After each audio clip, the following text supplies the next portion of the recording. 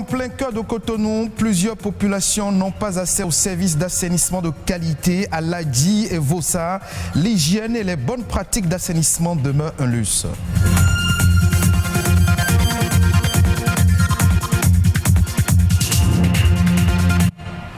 S'il y a des personnes qui naissent sourdes, il y a d'autres qui le deviennent par imprudence, notamment à cause de certains comportements peu recommandables qui endommagent progressivement leur organe récepteur de son. En effet, selon certaines études, 3 jeunes sur 4 ont déjà ressenti des troubles auditifs dans le monde entier. Un mal caractérisé par une diminution provisoire ou permanente des facultés auditives. Lionel Amoussou, médecin ORL, nous édifie davantage. L'audition, c'est un ensemble de mécanismes qui aboutit à l'écoute. L'oreille est divisée en 3 parties. L'oreille externe, l'oreille moyenne et l'oreille interne. Les troubles auditifs résultent donc d'une atteinte de l'une ou l'autre de ces différentes structures. Les troubles auditifs vont aller soit de la baisse de l'audition, qu'on appelle une hypoacousie, à la perte de l'audition, qu'on appelle la surdité. En général, en fait, les troubles auditifs sont liés au traumatisme sonore. Donc l'usage abusif des écouteurs, tout le temps écouter la musique à un volume très élevé, surtout lorsqu'on écoute un son préféré. Il y a une cible particulière, notamment les professionnels du son. Donc ceux qui travaillent dans les milieux où il y a trop de bruit, tels que la menuiserie, les menuisiers sont plus exposés. Ceux qui travaillent dans les discothèques. Donc, ce que nous avons l'habitude de faire, c'est de réaliser une audiométrie tonale qui va tracer un audiogramme. Et de là, si la personne est éligible à la prothèse auditive va l'aider à mieux entendre pour une vie sociale acceptable. Dans le cas contraire, puisqu'il arrive des moments donnés où la surdité est très profonde, c'est-à-dire la personne perd pratiquement la totalité de son audition, là on ne peut rien faire. Et si on commençait à consommer ce que nous produisons et à produire ce que nous consommons, c'est le principe du consommant local. Si certains Béninois préfèrent les produits importés, d'autres par contre choisissent le Made in Bénin. Un regain d'intérêt qui motive davantage les producteurs locaux à miser sur la qualité de leur production. Dans ce reportage que je vous invite à suivre, nous vous emmenons à la découverte des chaussures localement fabriquées. Il existe sur le marché béninois différentes variétés de chaussures pour hommes. Ce sont des paires italiennes en double cuir. La semelle elle est en double cuir, c'est sa spécialité. Nous avons ensuite des tapettes avec des cordes à l'arrière. Nous avons aussi les paires basses, c'est aussi un modèle. Les paires basses, c'est aussi un vieux modèle qui est revenu, qui a été remodélisé. Nous avons les bottines aussi. C'est pour ceux qui... Il y a beaucoup de gens qui n'aiment pas porter des chaussures coupées. Donc quand c'est une bottine, ils sont plus à l'aise dedans. La majorité des clients qui achètent leurs chaussures en prêt-à-porter misent sur leur qualité et leur résistance. Dans le secteur privé, ceux qui sont tenus de s'habiller de façon classique, les fonctionnaires d'État également sont tenus de s'habiller forcément pour aller au service. Donc ils ont besoin de bons souliers, des souliers résistants. Mais qu'en est-il alors des chaussures fabriquées au Bénin? Nul n'est prophète chez soi. Parce que c'est fabriqué au Bénin, la psychologie du Béninois est que ce n'est déjà pas de la bonne qualité. Il faut qu'il s'approprie une paire italienne. Vous voyez, ça c'est un premier inconvénient. Le second aussi, plus les cordonniers béninois ils mettent de la matière, plus la chaussure, le coût de la chaussure est élevé. Vous voyez, et en plus comme c'est fabriqué au Bénin, le coût élevé, les gens n'adhèrent pas du tout à ça. Vous voyez, donc ils sont obligés de fabriquer des chaussures avec des semelles en élastomère. Vous voyez, ce qui fait que quand les gens commencent par le porter, il suffit juste que un peu de temps, la chaussure commence par se gâter déjà dès le bas. Nul n'est prophète chez soi, mais contrairement aux idées reçues, le Made in Bénin n'est pas forcément du bas de gamme. puisqu'on exporte nos chaussures aussi en Europe, parce qu'il y a des fois en Europe, on participe, eux-mêmes nous exigent de vendre ça à un prix qui est le triple même de ce qu'on vend ici. Parce qu'eux, ils ont des experts en la matière qui valorisent, disent que non, ça, vous ne devez pas vendre ça à ce prix-là. Et nous exigent de vendre ça à tel prix. Les matières utilisées pour confectionner les chaussures faites au Bénin sont choisies avec soin pour le grand bonheur des clients. Ils ont les chaussures en peau de crocodile, appelées communément coco, et les peaux d'iguane. Il y a la peau d'iguane aussi, donc ils font des tapettes en peau d'iguane. Moi j'ai déjà commandé 2 chaussures encore pour la fin d'année. Clairement, moi j'aime les trucs qui sont faits chez nous ici, puisque je trouve plus la qualité dedans et le prix aussi c'est abordable. Donc je préfère acheter chez moi et je crois que c'est donner un coup de pouce à l'économie de chez moi. Dans le but de développer mon pays, je me suis lancé dans la fabrication des matières premières, dans la fabrication des chaussures. Qui demande la main-d'œuvre béninoise et aussi parce que nous on travaille le local, les peaux, donc on peut les retrouver facilement en Afrique et au Bénin aussi. Il est possible de faire des chaussures Made in Bénin, un label de qualité, une référence aussi bien au plan national qu'international. À Cotonou, plus précisément à Ladji et Vossa, le nombre de latrines est insuffisant pour répondre aux besoins des populations. Les quelques-unes érigées pour desservir les habitants sont en grand nombre mal entretenues et dressent ainsi le lit à l'insalubrité et à des maladies opportunistes. Plus de précisions à travers ce reportage. Nous sommes ici à Ladji, le quartier le plus peuplé du 6e arrondissement de Cotonou. La population avoisine 12 000 habitants et souffre d'un mal permanent d'absence de latrines. Dès le recasement, nous avions constaté que beaucoup de latrines étaient construites sur la voie publique. Malheureusement, ces latrines ont été détruites. Toutes les latrines ont été détruites. 3 latrines pour 12 000 personnes. Ainsi se présente l'état des lieux. Dans ces conditions, les populations sont obligées de trouver des alternatives pour répondre à leurs besoins naturels. Nous n'avons pas de latrine à Ladji. Déféquer est un vrai problème pour nous. Nous sommes parfois obligés d'attendre la tombée de la nuit pour aller à la selle et ensuite jeter l'emballage dans la mer. Moi, je suis dans une collectivité et dans ma maison, il y a 400 personnes.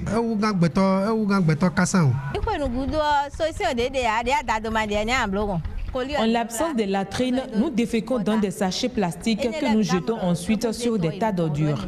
C'est une triste réalité qui ne fait pas développer notre pays. Nous demandons aux bonnes volontés de nous doter de cette importante infrastructure. À quelques mètres de Ladji, plus précisément à Vossa, aller à la selle représente pour les populations un véritable casse-tête. La seule latrine érigée dans cette zone est fréquentée par près de 8000 personnes. C'est donc avec acuité que se pose le problème de l'entretien des lieux. Si c'est plein, donc les gens font ce vidange en creusant un trou à côté et faire le vidange dedans. On a toujours le domaine public qui est toujours là et on cherche les ONG ou les autorités compétentes pour nous aider pour faire un autre latrine. Nous avions écrit à plusieurs ONG.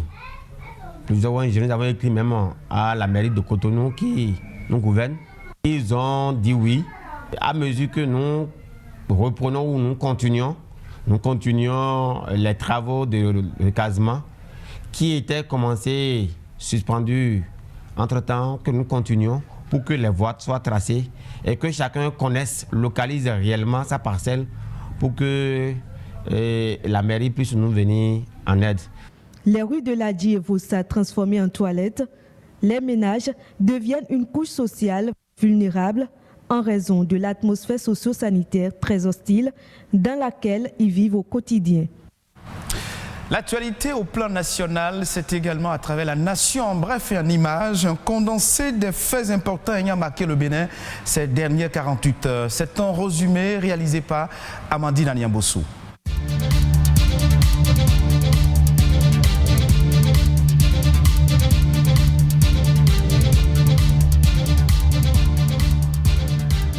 Le Bénin réalise la première opération obligataire internationale d'Afrique de l'année avec l'émission d'1 milliard d'euros en 2 tranches de maturité finale, 11 ans et 31 ans. Le Bénin opère une sortie en fanfare sur le marché financier international de la dette. Cette émission en euros, couplée à une opération de gestion de passifs, permettra le remboursement anticipé de 65% du montant nominal de l'eurobond 2026 du Bénin, ainsi que le financement du budget 2021 et des projets phares du programme d'action du gouvernement.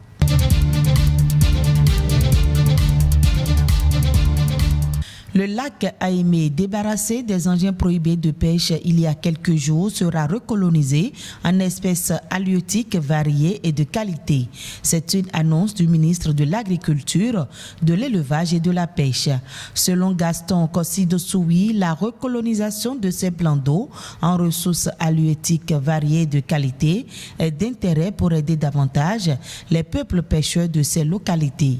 C'est une avancée sensible. Ce qui reste à faire, c'est de voir comment recoloniser de façon durable ces plans d'eau par des ressources halieutiques variées. C'est ce qui se fait dans les réserves biologiques bien sécurisées. Il s'agit d'une pratique endogène utilisée par les populations elles-mêmes pour le repeuplement des plans d'eau. Cette opération de réserve biologique dans l'eau d'une superficie de plus de 2 hectares dans ces zones vise à créer un dispositif de concentration de poissons où est désormais interdite toute activité de pêche, ce qui va permettre d'y concentrer les poissons, et quand il y aura une surpopulation, ça va commencer par repeupler le plan d'eau.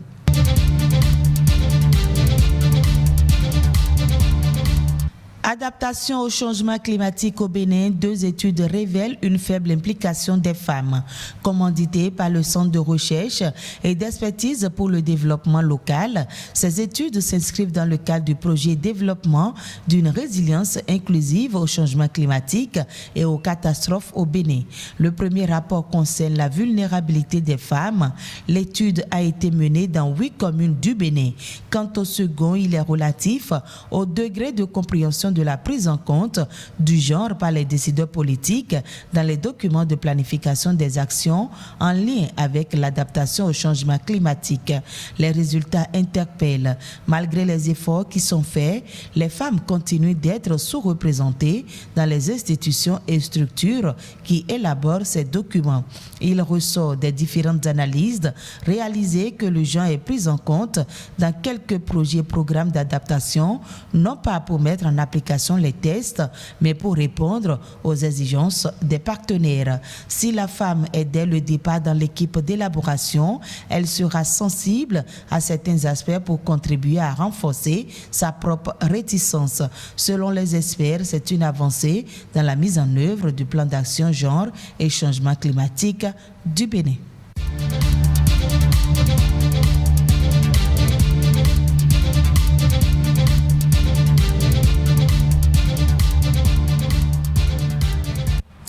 Merci à vous, Amandine Aliabossou, pour la Nation en bref et en images. Et ce sera tout pour cette édition d'information. Merci de votre fidélité.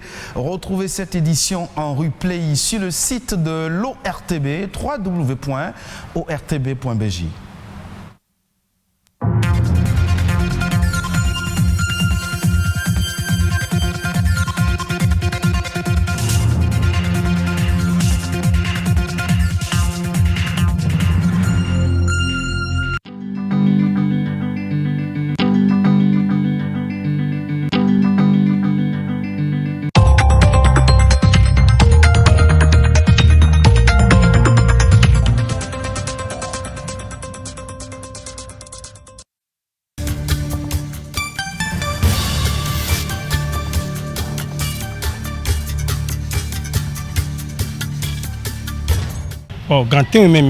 Nous venons à 7h et à 20h, nous fermons.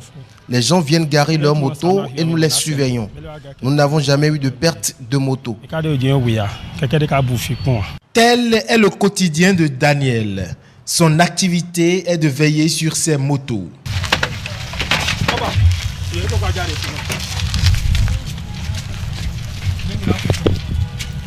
À Cotonou et dans quelques villes du Bénin, il n'est pas rare de voir des espaces aménagés pour accueillir et assurer la sécurité des motos. Avant, nous surveillions les motos sans ticket. Quand les clients finissent de vaquer à leurs occupations, ils payent. De plus en plus, avec l'affluence de la clientèle, nous avons loué cet espace pour mieux veiller sur les motos. 250 à 300 motos, parfois plus, le nombre chaque fois grandissant de motos à ces postes de garde vélo augmente le chiffre d'affaires des promoteurs. Cette activité permet aux jeunes qui s'y investissent de subvenir à leurs besoins. Cette activité est très rentable. C'est une bonne activité. Tu payes 100 francs toutes les fois que tu nous confies ta moto de jour comme de nuit. C'est par cette activité que nous payons le loyer, l'emplacement pour le garde vélo. Nous assumons les besoins de notre famille. C'est un métier qui est un peu difficile, mais c'est bon. Ça nourrit dans ma question. Bien que cette activité génère de bons revenus aux acteurs de ce domaine, ils font également face à des difficultés. Cette activité est très difficile. Quand tu assures la garde d'une moto, la crainte de la perdre est permanente. Voyez mes paumes de main. Elles sont sèches. Pire, les béquilles des motos nous déchirent les pieds. C'est pénible.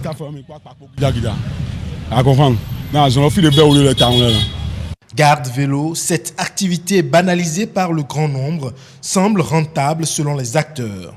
Mais au regard de leur nombre croissant, une organisation s'avère indispensable pour en faire un secteur porteur pour l'économie nationale.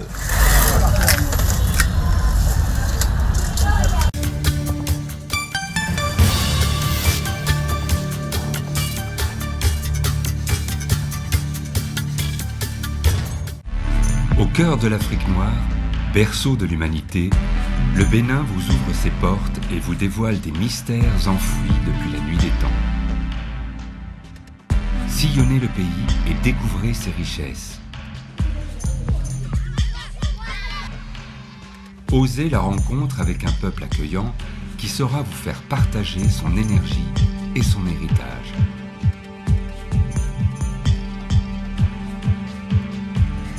Émerveillez vos papilles à la découverte de nouvelles saveurs. Renouez avec la nature dans des paysages à couper le souffle. Imprégnez-vous de sa culture, de ses coutumes et de son savoir-faire.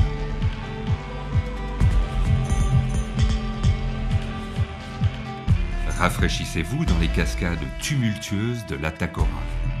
Aventurez-vous dans les réserves animalières du Nord à la rencontre de la faune africaine.